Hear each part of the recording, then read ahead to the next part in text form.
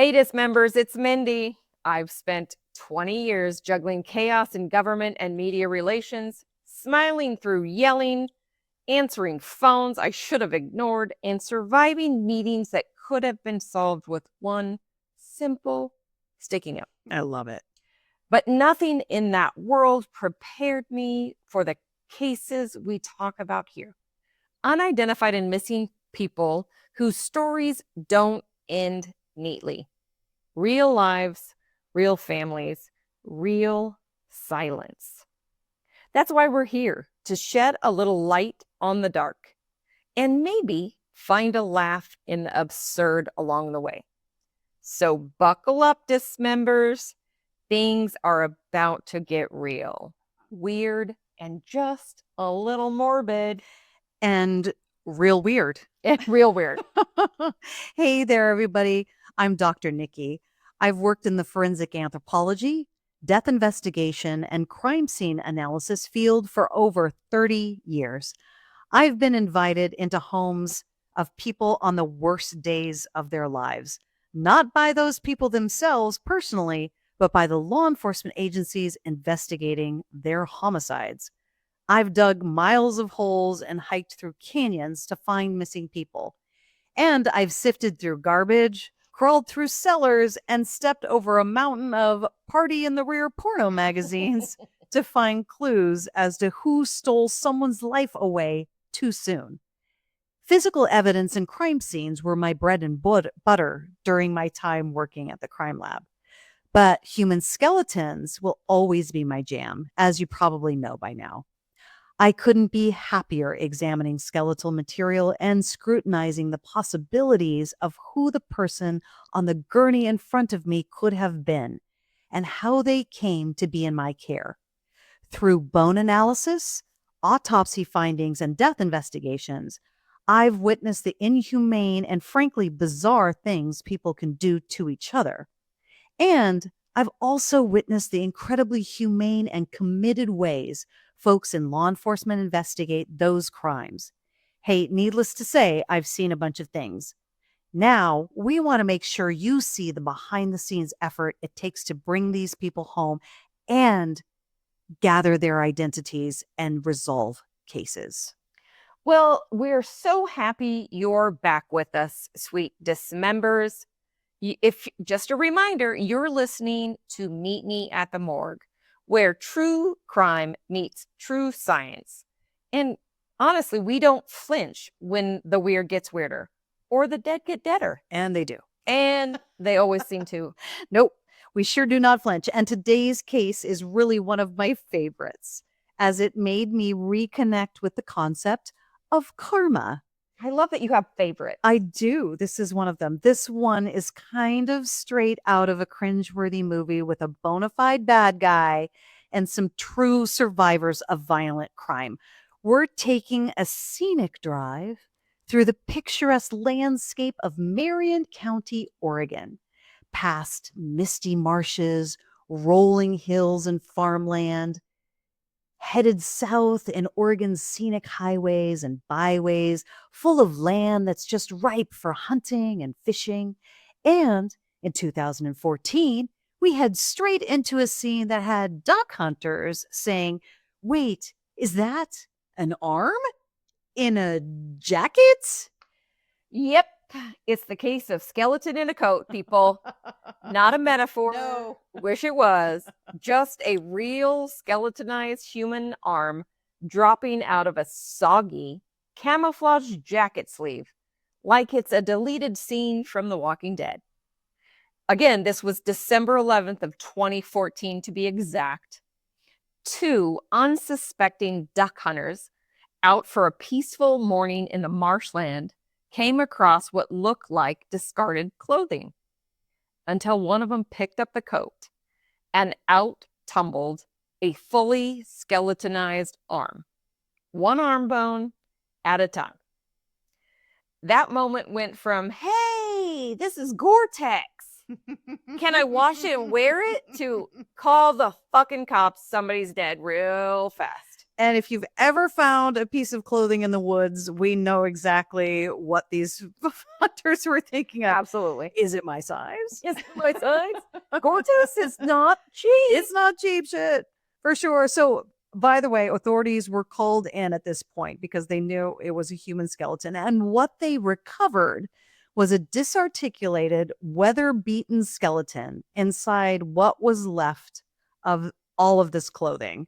So there was the jacket, there was a tattered sweatshirt, and the remnants of a pair of jeans, all recovered with a bunch of human skeletal material. It all went straight to the Oregon State Medical Examiner's office. And if you know us, you know who that brings in next. Yours truly. Absolutely. The remains were sent to the morgue to us in a body bag. So the camouflage jacket, the shredded jeans, and a disintegrating sweatshirt were bagged up separately and also sent to the medical examiner's office for our examination. Detectives did separate out some of the personal effects, and here's where it gets interesting. Several credit cards were tucked into the jacket pocket, and those credit cards, they had a female name printed on them. Not what we expected at all, considering that all of the clothing screamed like male Duck Dynasty energy. Again, plot test number 1 of maybe a few. That's right. Or many. Yes. Now, before we get into the identity of the gal on the credit cards, let's talk bones. I mean, that's your favorite subject. Yes. So was it obvious that the skeletal remains were female, like the credit cards would suggest, or male, like the clothing indicated? It was pretty obvious from an anthropological standpoint that the bones were male. So they did not belong to the person on the credit cards that were found in the jacket pocket.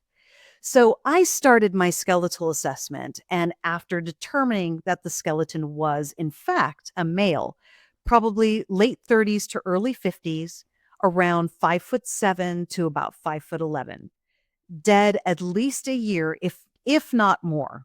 So that was just an estimate. And while I was examining the bones, I noticed some insane damage on the surface of the bones. Like, I'd call it spectacular. Only you would call it spectacular. Like remarkable. Like someone had dipped this guy in acid. Like, it was crazy. The ribs and the scapula had actual divots in them, like little pockets that had been taken out. Long bones were pitted like the surfaces of the moon, and the skull, it was Swiss cheesed, like with pits and divots. All of the spongy bone was exposed. Really an impressive amount of damage. And you told me every single bone had the same type of damage on its surface, right? Mm-hmm. So what, some kind of chemical bath? I mean, come on, we've all seen Dexter, a serial killer with a science lab, a wayward roll in the hay with a bag of lye. You know, I mean, all the things that, come to my mind because I am sick. What is up with this guy and this damage? I know. I think suicide by lie is an excellent theory, Mindy, but probably not super probable. But it did get weirder, believe it or not. Even the teeth looked like they were disintegrating out of the jaw. But there was no evidence of, say, sharp force trauma, no evidence of blunt force trauma, no bullet wounds, no signs this person had died violently, at least not in a way the bones would tell us. And while you're elbows deep in your examination, you turn to the other gurney where the evidence bags full of clothing are and start to take a look at them. Mm-hmm. I'm thinking that looking at the clothing is standard operating procedure because it could show you some maybe unusual clues like defects that look like cut marks maybe, and give you information regarding who this person is. Or even if it shows you the size and brand of the clothing, that's still valuable information, right? Yeah. So take a look at the clothing, just routine, right? Yeah. So standard operating procedure is looking at the clothing until shit goes off the rails. Always. Like It's all standard until I know. shit goes off the rails. Yeah, the concept is sound, right?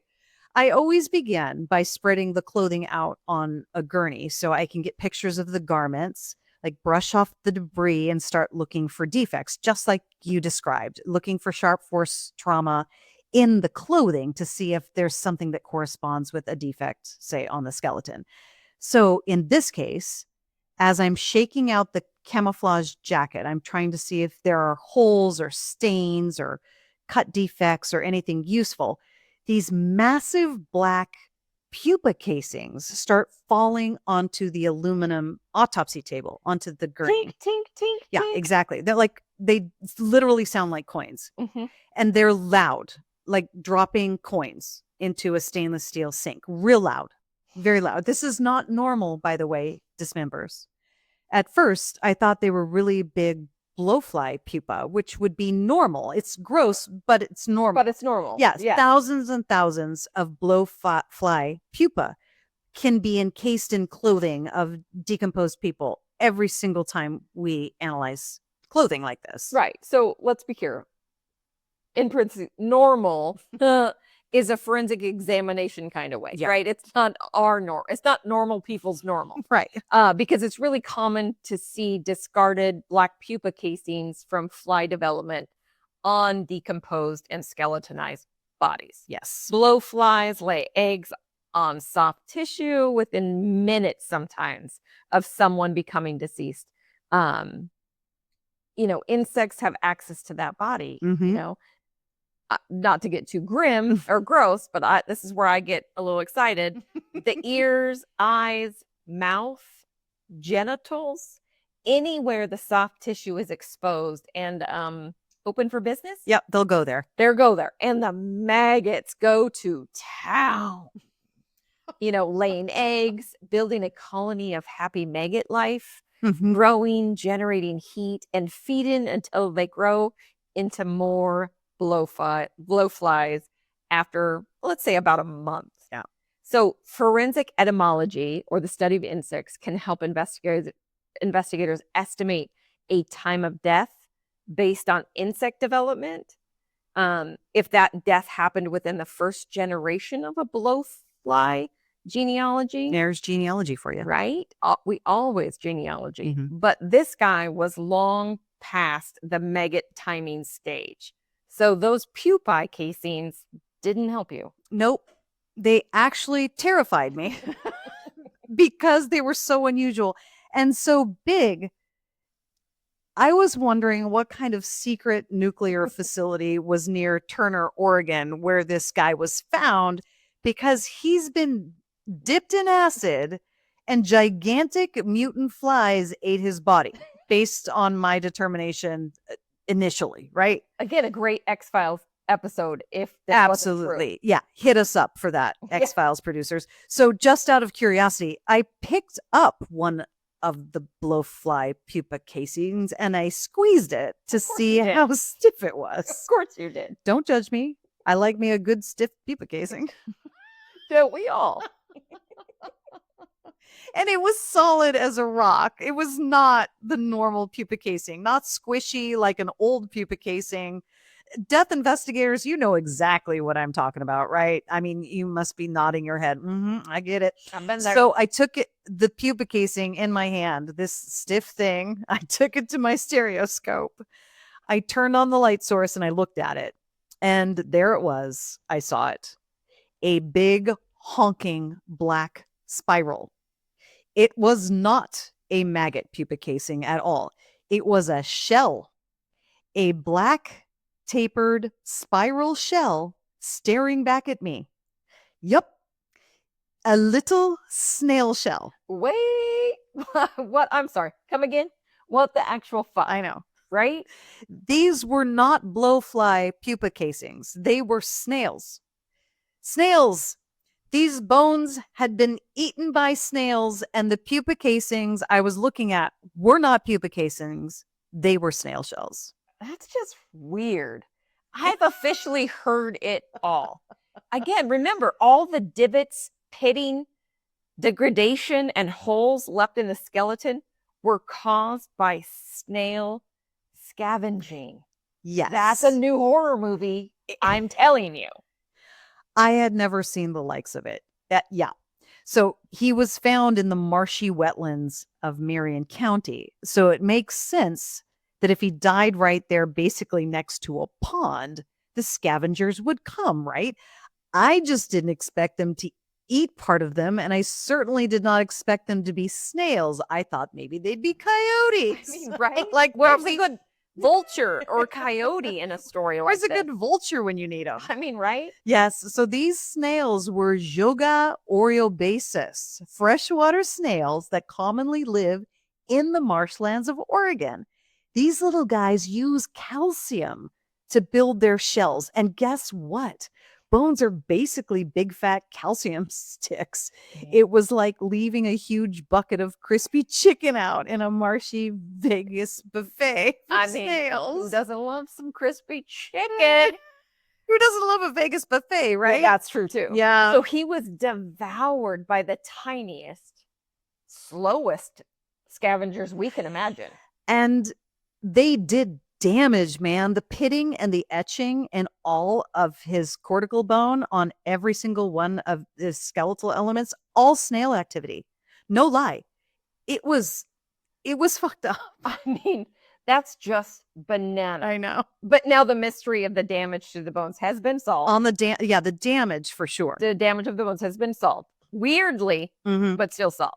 So back to the identification of this fella, Right. right? Remember, we've got a male skeleton, a jacket full of fucking snails, and a pocket full of credit cards that belong to a woman. Based on your skeletal examination, there was no real way to determine how he died.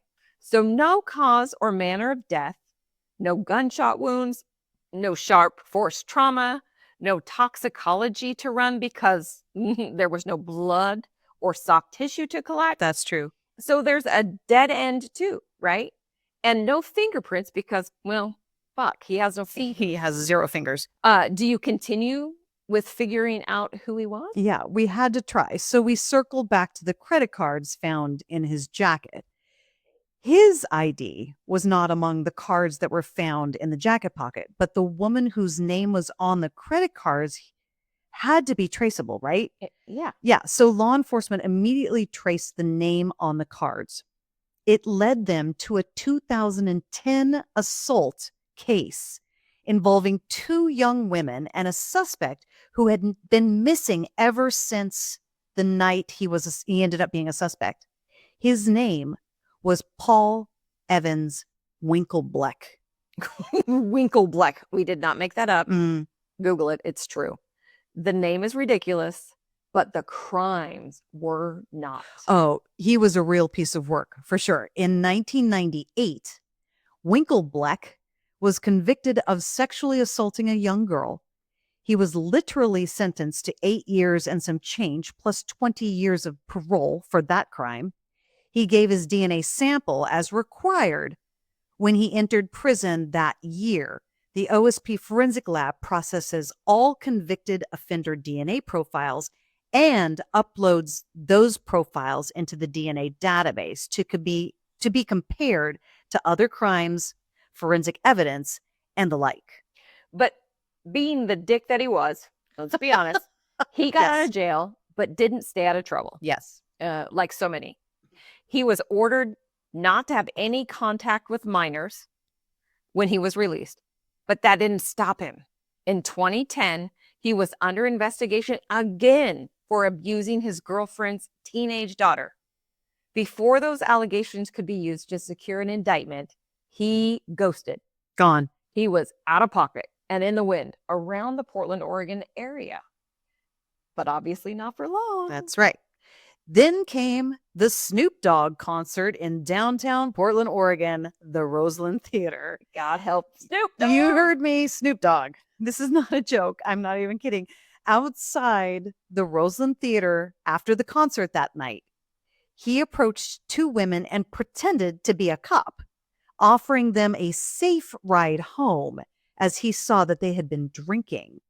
He preyed on their fear of the possibility of getting a DUI that night and instead walked them to their car, deposited one of the girls in the passenger seat, And one of the girls in the back seat took the wheel and proceeded to kidnap them at knife point, threatening the woman in the passenger seat to make them both comply.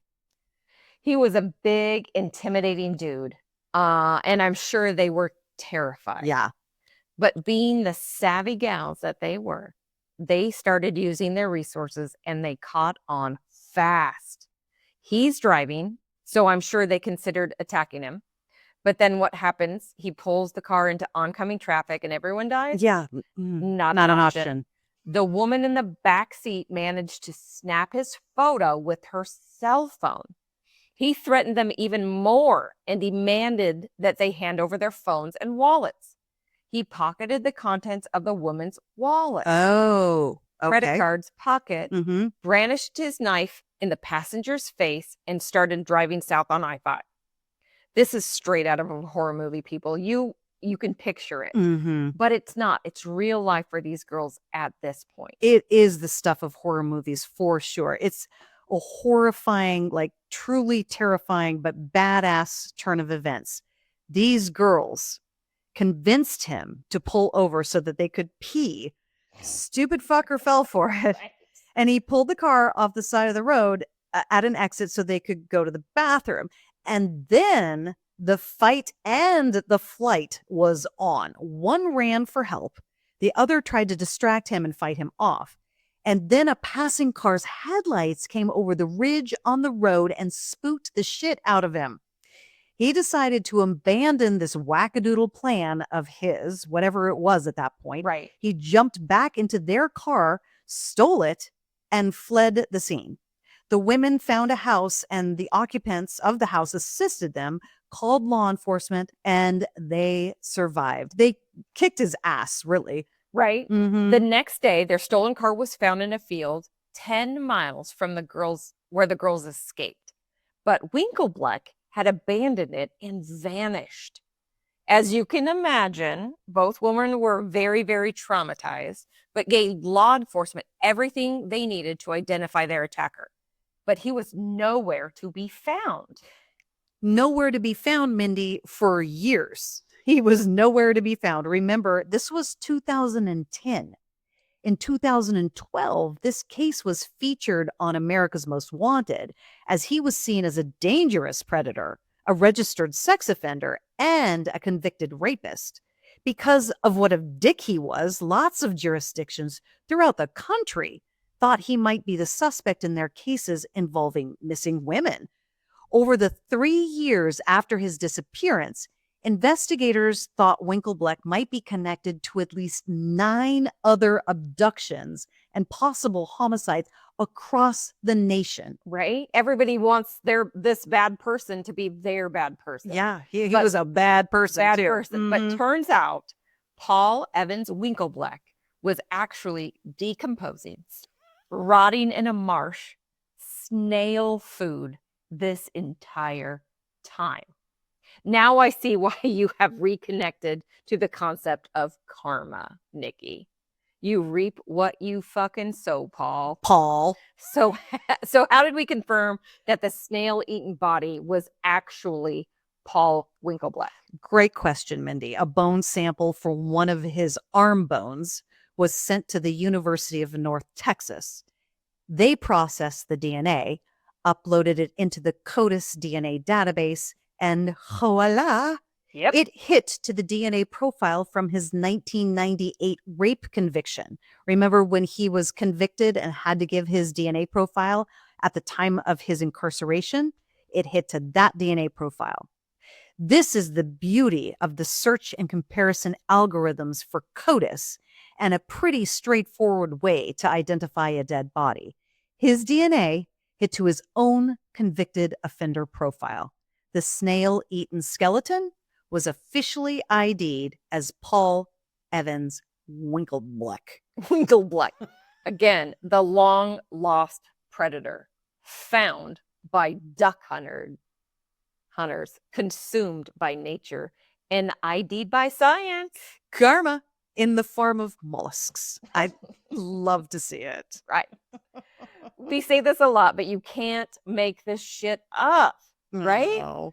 Time to wind down this episode, but not before we say one more very important thing. We want to give a shout out really quick to all of the survivors of sexual, physical, and emotional abuse out there. We see you and we honor you and your courage, your resilience, and your strength. Keep fighting the good fight and reach out for help if you need it. Absolutely. We applaud the two women in this story and their resilience, the fact that they survived this, the fact that they survived to tell this tale. We're here for you and we raise our glass to you for certain. Hey, dismembers, hit us up with your questions, your comments, or just say, fuck yeah to this episode. Thank goodness these two girls survived. And Paul Winklebleck is not around to banter his last name Right? on anyone anymore. Our DMs are always open to all of you. And thank you for listening. We appreciate it. And as always, if you want a deeper dive, check out our website and our socials for all of the links and case information. Hey, Nikki, why is this episode titled The Slow Road to Justice, Claveringi style? Well, Mindy, my dear, you're going to have to look it up. And dismembers, feel free, look it up also, but it is relevant, I promise. So, Mindy, we've got to meet somewhere next time to talk about some more cases. Where do you want to meet? Nikki, meet me at the morgue.